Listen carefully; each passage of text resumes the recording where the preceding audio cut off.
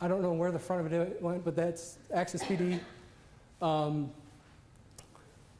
It's like not even up, but email works. So it's something I'm working on. But that will be where you'll go to see the video of this if you are interested, okay? The 3 primary goals of an everyday advocate are: recruit more advocates. That's all 3 of them. Set specific goals. I'm going to bring 5 people. I'm going to make it fun. Have a plan. There's nothing so terrible as activity without insight. German guy, died in 1832, was a poet. Increasing awareness is not a goal. All right, that's a pet peeve of mine. Goals are measurable, attainable, specific plans required. Those are goals. Just increasing awareness doesn't do you any good. All right? Tricks. Things like if you don't feel comfortable talking to your congressperson about the importance of a registries bill being passed through the House, call them at midnight and leave them a message. Because you might get asked, hey, you made the call, it counts as a call, which is more important than an email. You know? And you didn't feel like you were worried about getting trapped on the phone. I hope not. I really doubt it, but, you know. And you can read those when you see them again. But the number one question, what do you know about Parkinson's disease, and here's why, all right? You immediately take control of a conversation, and I can tell you this from being at Capitol Hill and using that question, and everyone immediately said, I don't know anything, why don't you tell me? I maintained control of the conversation because I didn't say, do you know anyone who has PD? You're asking a closed-end question, all right, which they're going to answer with one word and ask you another question. They're going to maintain control of the conversation. But you also force them to humble themselves and say, I don't know. Because you said, tell me, what do you know? All right? Oh, and that, I already said that. What is the best way to tell your story? Don't do it. Don't tell your story. Tell my story. Tell Robert's story. Tell Carl's story. I'm limited on names that I know, okay? Tell your neighbors, your family, you know, PD family. Tell their story so that you can sit there with your friend and not seem like you're just nagging or you're constantly complaining or you never get away from the whole Parkinson's thing. All right? You're talking about someone else. You're like, come on, friend of mine. You got to see how this is affecting Carl. You got to understand. Man, when I talk about PD, I don't talk about, well, I do when I'm making jokes about like trying to clip my fingernails. Whoa, that's hysterical. And I'll tell you what, if you guys are at all familiar with the UPDRS, I'm at about a 6 or a 7 this minute. When my drugs kick off, I'm in the mid-30s. All right, I'm way on right now, and I get way off. I'm 6, 7 years into diagnosis. I'm 10 years at least into, you know, having it. I'm just, anyway, I don't talk about me. I tell them about this friend of mine, Glenn, who is like, he's beat up somehow every single time we go to breakfast every other week, okay? And he comes in with a new bandage on his head from where he fell. He's, I don't know, mid-70s. He's had it for 18 years. Up until 5 years ago, the man was running marathons, all right? And now I get so scared when I see him try to stand up on his own. It's like I don't know whether to try to catch him or try to get out of the way because I don't know if I can support him. You know, he's a big guy. He's a big guy. But this guy, I'm telling you, he's beat up, in and out of the hospital, this, that, and the other thing, and it's PD.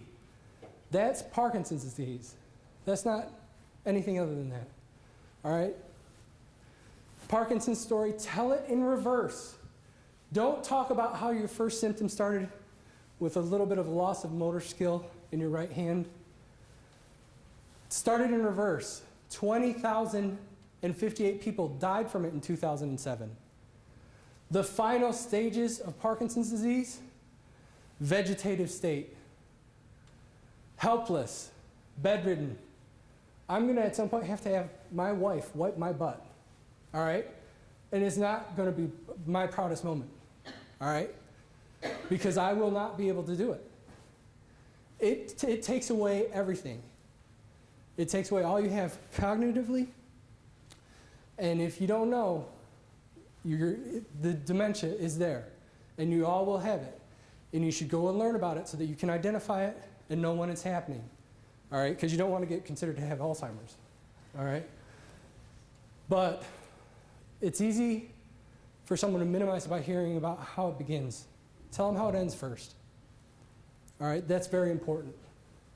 And 24,000 people, facts, embryonic stem cell research, all right? This goes to advocacy. I am for embryonic stem cell research. I am a Bible-believing, saved by the grace of God Christian. Glory to Jesus Christ. And I am at the same time, I'm for embryonic stem cell research. However, if I were to bring that up with many people in my circle of influence, all right, they're going to shut me out from the rest of PD Talk for good because I'm branded now as the guy who wants ESCR. All right, you see what I'm saying? If you don't want to sabotage your efforts, don't push for embryonic stem cell research. All right, you can go join. There are hundreds of independent pro-embryonic stem cell research organizations out there. Go advocate for it. Do your best. Become an activist for that issue. Go bananas, all right? Just don't associate with PD because it hurts the community as a whole. Because this is Rasmussen's report from like a couple months ago, and you should read this report. I mean, it's real good. I mean, they covered everything, all right? You're going to run into more opposition, and the people who are opposed of it, who really have thought it through and made a decision, it's on their heart, and you're messing with them in a really big way, all right? So I would just say avoid that. If someone wants to talk to you about it because they're for it, have that conversation. That's great, all right? And that was my last slide. Thank you very much, and I hope I wasn't too blunt. And it's just important that I communicate the message clearly. So, thank you.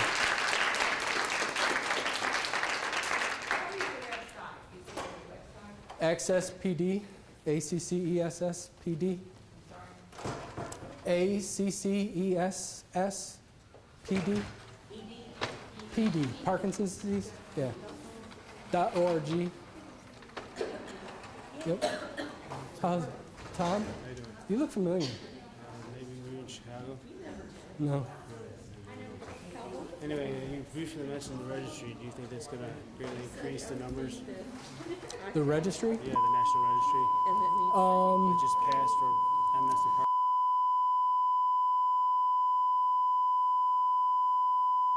Everything was going great, and I was in the spirit, and a rock got kicked loose. And on a mountain, when you're standing on a ledge and all you see is down, if a rock gets kicked loose, it's the scariest thing in the world. It's scarier than being diagnosed with Parkinson's by far. It's a very, and I was squinting my eyes shut because that was also, she was okay. And I gathered myself together, and I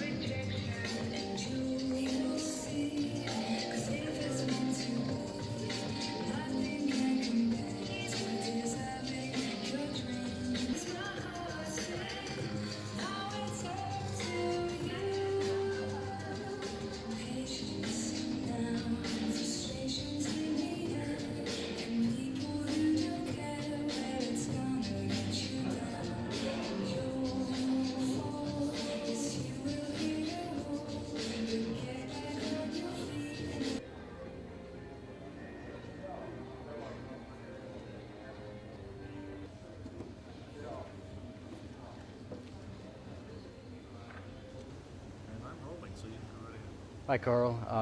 When were you diagnosed? I was diagnosed in 2004. It was June, and when I was first told that I think you have Parkinson's by my physician, I went out to my car and cried for about 10 minutes. Yeah, I did the same thing. Was Parkinson's the first diagnosis they gave you, or did you have other? Did it take a while for them to come to that? Oh yes, I had been on medication for arthritis for at least 11 years, and as soon as I got onto Parkinson's medication, there's no more joint pain, and the arthritic medications I threw away. Yeah, not some relief at least. Oh, tremendous! It made a world of difference. And then for 2 years, they experimented with the agonists, and I could not tolerate Requip. Yep. And had 2 years of terrible,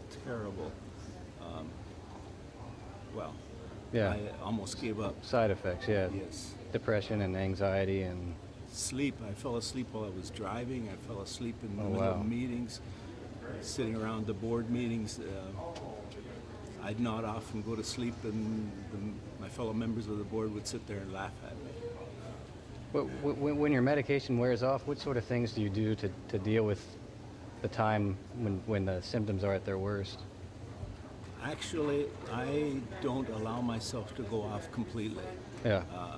I've gotten onto a regimen where I have the levodopa, my last big one, at about 9 p.m. and then take Cinnamon controlled release, and it lasts me for the rest of the night. And in the morning, I usually get up very early, around 3:30, 4 o'clock, and then I do well. Yeah. Is this the first conference you've been to, or were you at the prior years?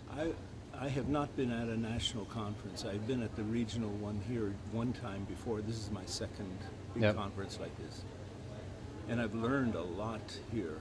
Yeah, the advocacy one was especially good. The advocacy session was very, very good, and gave me a lot to think about, a lot of real good information, and a whole different mindset to how to deal with this and how to share about this journey. That was the biggest thing for me, that was discovering that little aspect of Parkinson's that a lot of people overlook, is getting the information out there and educating the public. Yes, definitely. And to think that 26,000 people in the United States will die from Parkinson's this year, one every 55 minutes. Yeah. That's pretty impressive. That makes it a lot more serious than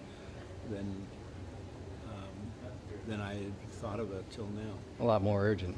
Exactly. Well, thanks for talking to us. It's been great. Thank you. Just for our record, would you tell us your name and spell it, please? My name's Carl Wilhelm, Wilhelm, Carl, C-A-R-L. And So stand over here by the mic. I don't know. We'll alternate, but that's fine. Okay. Hi. All right. Let me know when you're ready. All right. Is it Eileen?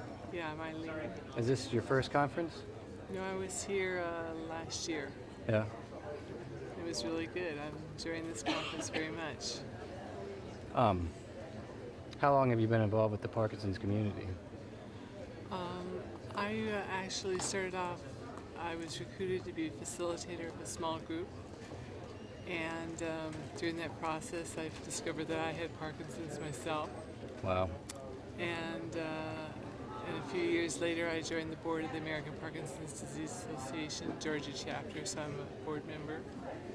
And I facilitate the Dunwoody Baptist Church small group. So you're an Atlanta local? Yeah. Have you been here most of your life? No, I'm originally from California. Oh, nice. It's quite a change. Right. So how long have you been dealing with Parkinson's? About 5 years now. About 5 years. And what would you say is the most noticeable thing that you've learned through the experience? Maybe something that stands out. whether it's extremely frustrating disease or you really appreciate your family more, or I don't know. Yeah, I was thinking about that not too long ago. I was thinking that it's made me really appreciate what I have. I feel so much more thankful for being able to walk now. Yeah. Or laugh. I can still walk or laugh, yeah, and I've got my family and all those things, so. Yeah, on the other hand, you realize how fragile life is. Yep. Up until now, I've always been very healthy, and this environmental factors have been a part of my life, I don't think. In fact, I know that my DNA, I've had that tested from the 23andMe group. Me too. And I found out that I had less than the average chance of having Parkinson's disease. Yep. And, so I feel pretty good there. What the conference so far? What speakers have you seen? I saw Penelope this morning, Uh-huh. and she was remarkable. Yeah. I thought outstanding. I've really been impressed with the quality of the speakers. She offered a lot of hope, I think, from the beginning of the conference, for a cure for Parkinson's. I saw it as a cure, and I'd hope that Congress and everything, the FDA, that they can get on this really quickly and come up with this. Yeah, and make some action. Yep. I think it's just the numbers that they need. They had about 10 people that have, they've gone back these cells that produce dopamine, and 14 years later, they were still there, functioning. Good. Yeah, The that's person died, they did an autopsy, and they could see that it was all there. So, that's actually really exciting. yeah. Yeah. There's possibility. She said the brain was really plastic, could regenerate all that. It was great. Well, thanks for talking to us, Eileen. You're very welcome. Would you, just for our records, say your full name and spell it? My name is Eileen Piasecki. My name is spelled Eileen Piasecki. I'm a licensed clinical social worker and a registered nurse.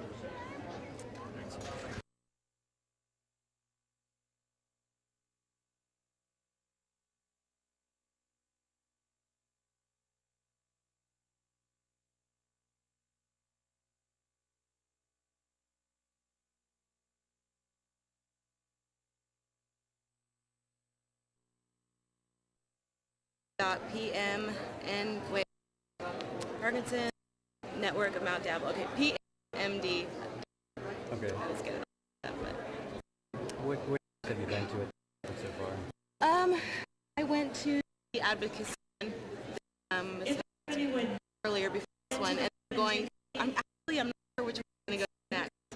So kind of up in the air.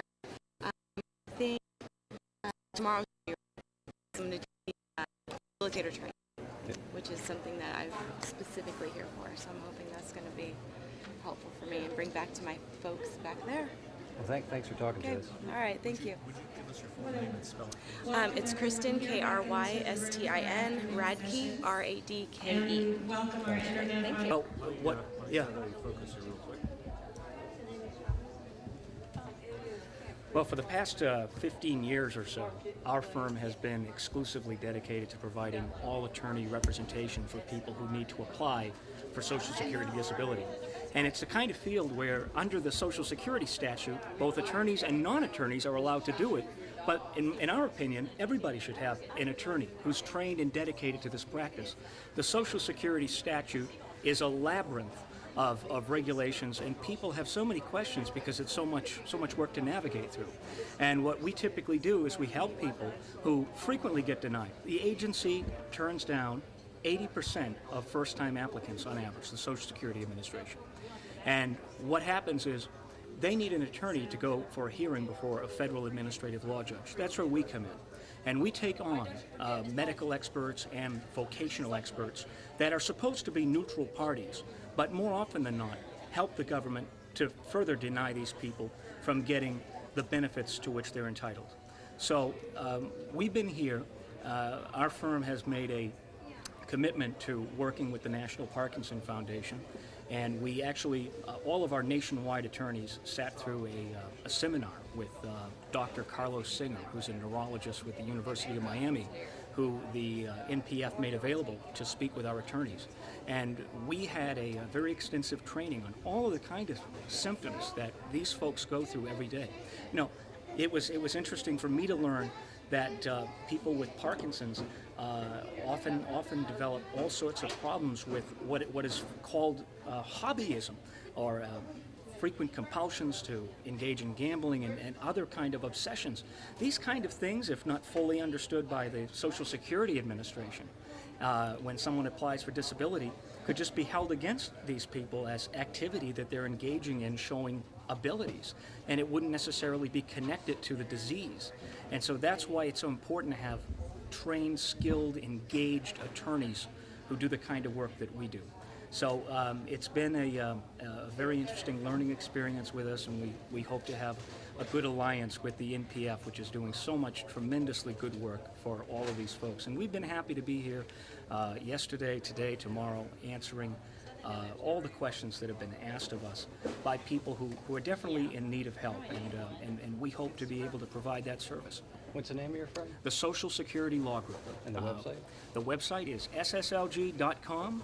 People can do an online consultation on there, take just a couple minutes, and one of our attorneys will review the information, get back to you within 24 hours with an answer as to what kind of case you have.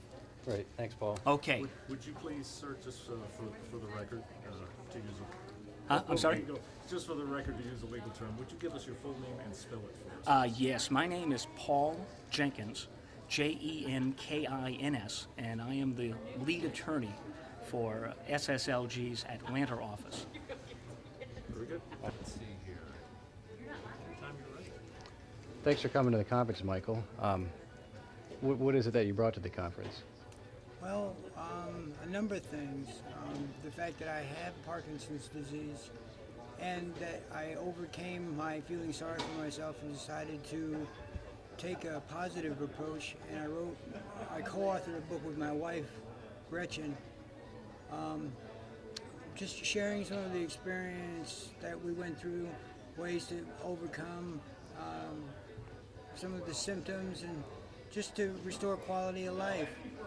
It's both factual, as far as common sense, to ways of doing things and overcoming the symptoms of Parkinson's disease. How long into your diagnosis was it before you you made that change from being down and out to saying, hey, I'm going to do something? I'd have to say about 5 years. Yeah. The first 5 years, I went through many neurologists, was on all kinds of prescription medication, and really wasn't getting any better. Yep. So I hit the wall, so to speak, at 5 years, and from there I just found a way over it. So Parkinson's wasn't your first diagnosis? No. Yeah. That seems to be pretty common for it. And what's the name of your book? Living Well with Parkinson's Disease. And I co-authored it with my wife, Gretchen Church, who also has Parkinson's. We met through the internet, searching for information on young onset Parkinson's disease. And at the time, there wasn't any. Yep. And that was about 10 years ago. And we collaborated together, and she came down from Tennessee to Florida, and we met, and we started Movers and Shakers, which is a I've heard of it, Parkinson's association. Yep. And we provide awareness, support.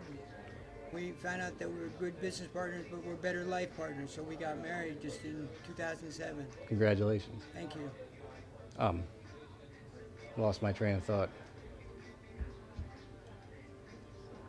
We can edit that out, I hope. Okay. I had a good question for you, too. Yeah, yeah, well, obviously, where can we find your book? Like, if we were to want to buy it, do you have a Any list? bookseller.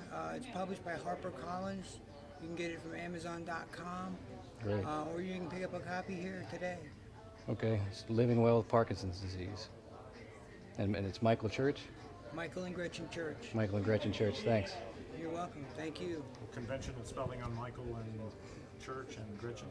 Yeah, Michael and then Church. And Gretchen is Gretschen. Oh, no, Gretchen. Okay, thank you. She goes by Gary Church. Yeah. Thanks. Thank you.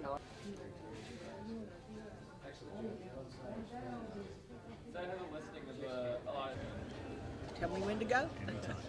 Okay, Lynn Ross, that's LYNNROSS. Thanks, Lynn. Tell me about the conference and what you're doing here. Well, I'm a social worker with the American Parkinson's Disease Association Information and Referral Center at Emory University here in Atlanta. It is definitely a mouthful. And so I've been on the planning committee for the past, 6 months or so, getting ready for the conference. Were you at the conference last year? No, I was not. Missed it. So this is my first. Exciting. Have you been involved with the Parkinson's community before? Right, yes. Yeah. I've been working with them for about 3 years now. I'm the movement disorder social worker at Emory, so that's really where I see most of the patients and families. Can you tell me more about how Emory's involved in Parkinson's research? Oh, well, I couldn't even say how many projects we've got going on right now, the different clinical trials and studies. We have research coordinators for each of those studies, and I don't get involved in that, but I know we have quite a few, and we've just gotten some more money to start some other things. So Emory's very definitely involved, and has been for years. That's good. In fact, Emory has we're one of the advanced research centers for the American Parkinson's Disease Association. I think there's maybe less than 10 in the United States, and we've been an advanced research center for quite a few years now. If people want to find out more about Parkinson's at Emory University, where would they go to? Well, that's my job as the coordinator. The Information and Referral Center is exactly what it says. We try to provide names of the physicians and the allied health professionals in the Southeast, not just in the state of Georgia, but in the Southeast that are movement disorder specialists or whatever. And so I'm the one that would be able to refer people. And how would they get a hold of you? My phone number is area code 404-728-6300, or my email, slross@emory.edu. Either way. Okay. Thanks, Lynn. Well, thank you. Yeah, first of all, tell us your full name and spell it for us. My name is Miriam Pizarro. It's MIRIAM Pizarro. I'm from Miami, Florida, and I've got PD. PD doesn't have me. I've got PD. And this conference has been wonderful so far. I mean, I've learned a lot of things, met a lot of people. Last night we were at the boardroom and we got a guitar going and some bongos, and we were just, the 60s came back. So we were all waiting to see if they would say we were a little too loud and we might have had to leave or something. But no, nobody complained, so that was good. I especially enjoyed the mountain climber. Was my favorite one so far, because I myself and a group of 4 others with Parkinson's, along with a group called the Regulars, July 31st, we climbed to the summit of Mount Washington. Wow. And I could understand a lot of stuff she was talking about, the going over the boulders and going over the, I had figured this could be a little trail, and a little gravel and stuff, and okay, no problem. And it was like that for a while until the big rocks came, and the bigger rocks came. And then I'd look up and I'd say, oh my God, I'll never do it. I'll never do it. But then there's this little thing called money, which was the incentive. I had pledges for Team Fox, about $1,500 in pledges. saying, well, actually the pledges were saying that they were sponsoring me to go up there. I think they were